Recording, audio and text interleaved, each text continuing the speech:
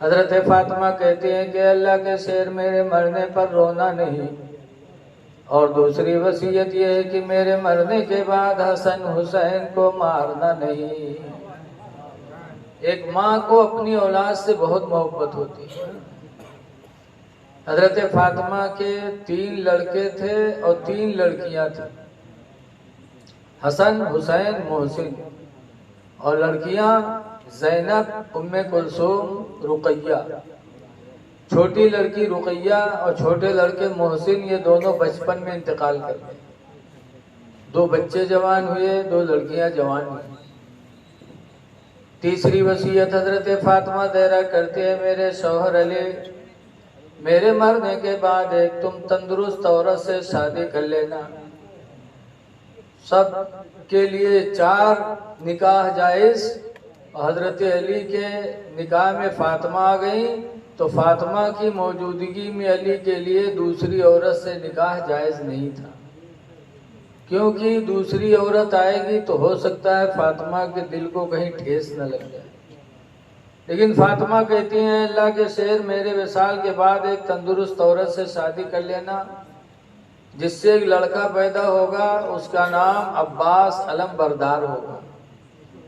कुछ दिनों के बाद मेरे बेटे हुसैन पर करबला में मुसीबतें आएंगी, तो मेरे बेटे का अब्बास दाहिना बाजू बनेगा।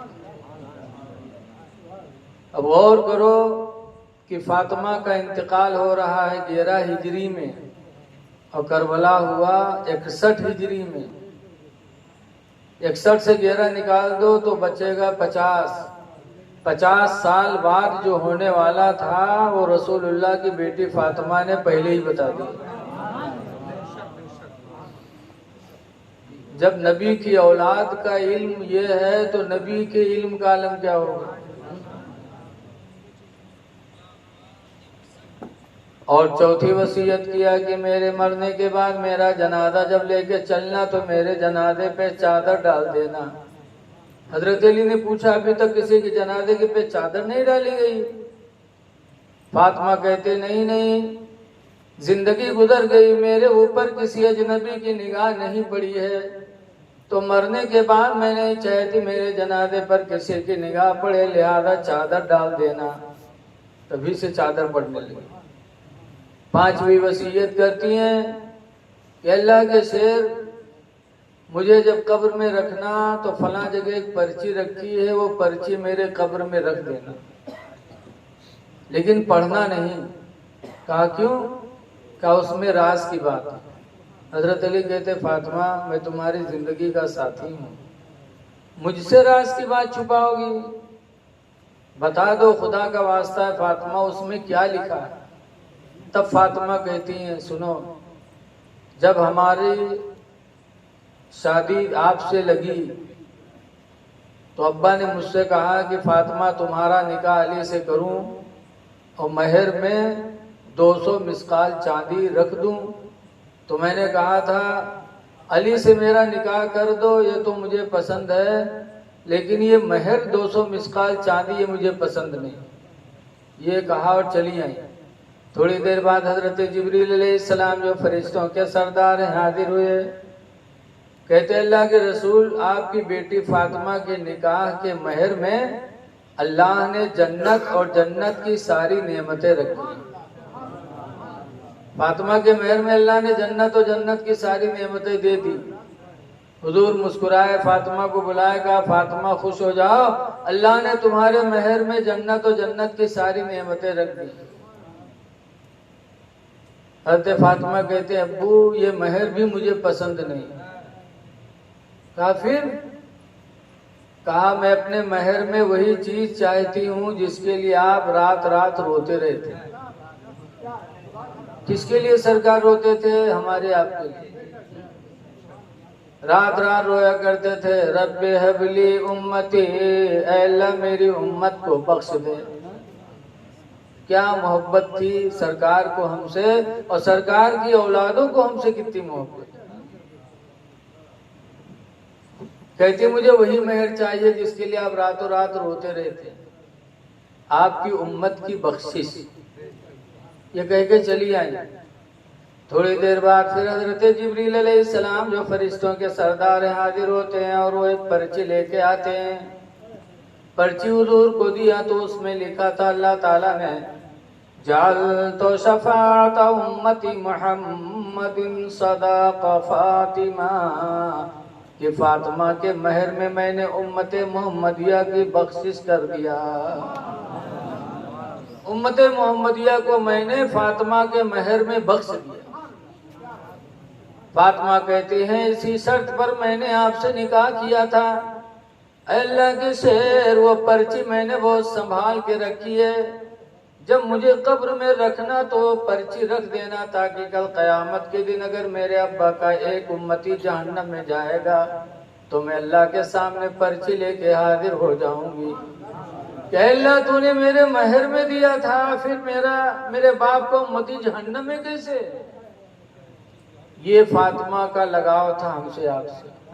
ऐ लोगों, आज अहले बैत की मोहब्बत में आपने जलसा किया, पैसा खर्च किया तो कोई एहसान नहीं है, हम पर तुम पर एहसान है अहले बैत का। और दूसरी बात ये देखो कि फातिमा ने पर्ची पूरी जिंदगी संभाल के रखी। आज मेहरबान का बैनामा के कागज ला के दे दो, 2 महीने के बाद मांगो तो कहते हैं ढेरी अब तेरे रंग पता नहीं का बैनामा के हिफाजत में। और अल्लाह के नबी की बेटी वो पर्ची को जिंदगी भर संभाल के रखी। हजरत अली ने रखा वो पर्ची, तभी से अहदनामा कब्रों में रखा जाता है। अहदनामा रखना तभी से साबित है। हजरत फातिमा ज़हरा रज़ी अल्लाह ताला अन्हा 5 वसीयत की और उसके बाद मलकुल मौत आ गए। हदीस में लम्मा नज़ल अलैहा मलकुल मौत, जब मलकुल मौत उनके दरवाजे पे नाजिल हुए, वक़रअल बाबा, और फातिमा के दरवाजे को आके खटखटाया। मलकुल मौत ने खटखटाया दरवाजा। फातिमा कहती कौन? कहा मलकुल मौत हूँ, रूह निकालने आया हूँ, दरवाजा खोलो।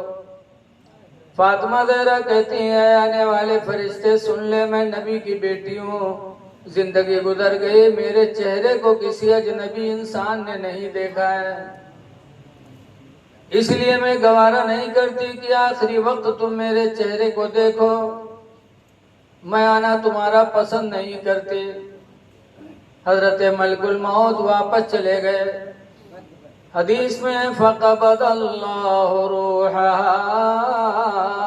तो खुद अल्लाह ताला ने फातिमा की रूह को कब्ज़ फरमाया। आदम से लेके आज तक और कयामत तक सबकी रूहें तो फरिश्ते मलकुल मौत ने निकाली और निकालेंगे, लेकिन फातिमा के पर्दे का ये आलम कि मलकुल मौत वापस हो रहे हैं, रूह खुदा निकाल रहा है। आज बहुत से लोग कहते हैं कि नबी इंसान, हम भी इंसान। अरे नबी नहीं, नबी की औलाद की बराबरी नहीं की जा सकती। जो कहा था उन्हों से पूछो कि मलकुल मौत उन्हों घरे पूछा था।